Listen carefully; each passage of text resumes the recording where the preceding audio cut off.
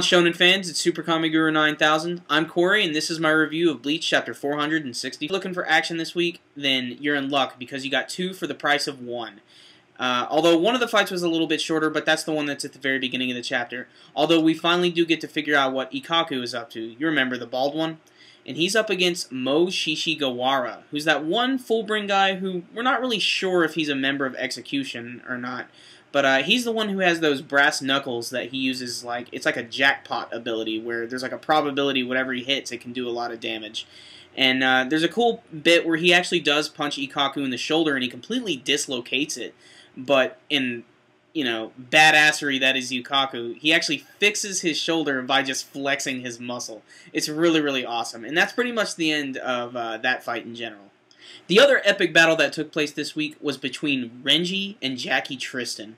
And this was one that I honestly wasn't expecting. And, you know, it was kind of cool, but at the same time it was kind of disappointing. Like most villains, they love to monologue and talk themselves up, and that's what Jackie Tristan was doing in this week's chapter. You know, she was just being all super feminist about everything, you know, oh, I bet you've never fought a woman this strong before. And it was awesome because Renji's just like, why do you have a motorcycle motor, like, on your shoulder? And apparently this is some sort of weird ability that, you know, that's been awoken with her Fullbring and Ichigo's Reiatsu. And what she's able to do is release all of this dirt around her. And before, she could just, you know, cover her legs and use the Dirty Boots ability. And the more dirty they were, the more powerful they are. Although now she's able to put that all over her body, kind of like armor. And she uses this to attack Renji. And you can see here that she moves really, really fast. She's really, really strong. There's actually a few panels that are drawn in a really cool way that display her power. You can see, like, all these giant pillars being knocked over and being destroyed and imploded and exploded. And they're drawn in a really, really great way. They're going to look great when they come to this in the anime. But this doesn't really seem to be bothering Renji really at all. I mean, Renji's just a complete badass. We've all known this before. So even though Jackie Tristan just keeps barraging Renji with all of these attacks, Renji doesn't even bat an eye at these, but he finally decides to attack.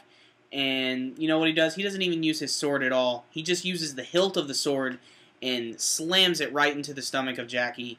And that's pretty much where the chapter comes to an end, although there's one little bit of dialogue that's really cool.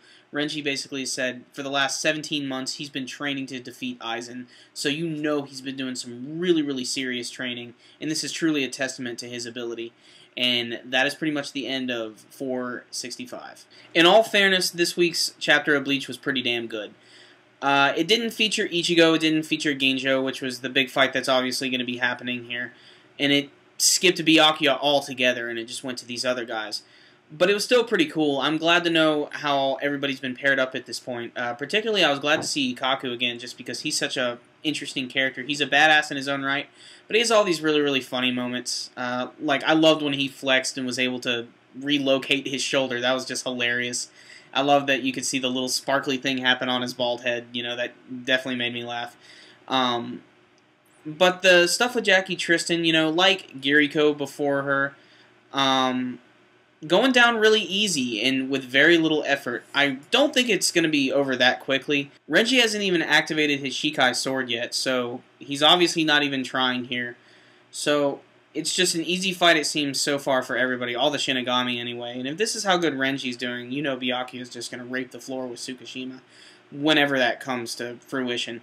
But otherwise, a lot of really good action, and, you know, that's pretty much what's expected of this part in the arc right now. We can't really expect any more story. This is the conclusion, possibly. This is a lot of action stuff. So I'm going to give it an 8 out of 10. It delivered on a lot of really cool things. There were a lot of really big panels this week, no big surprise. But they were all really cool looking, particularly the ones where Jackie was destroying, like, all the landscape and the pillars and everything around Renji. That was drawn really well, and it looked really cool. So go check it out. It was really cool. So that's it. Final score, 8 out of 10. So you guys like pirates, you like ninjas, and you like freaking extraterrestrial Grim Reapers fighting against Sailor Moon girls.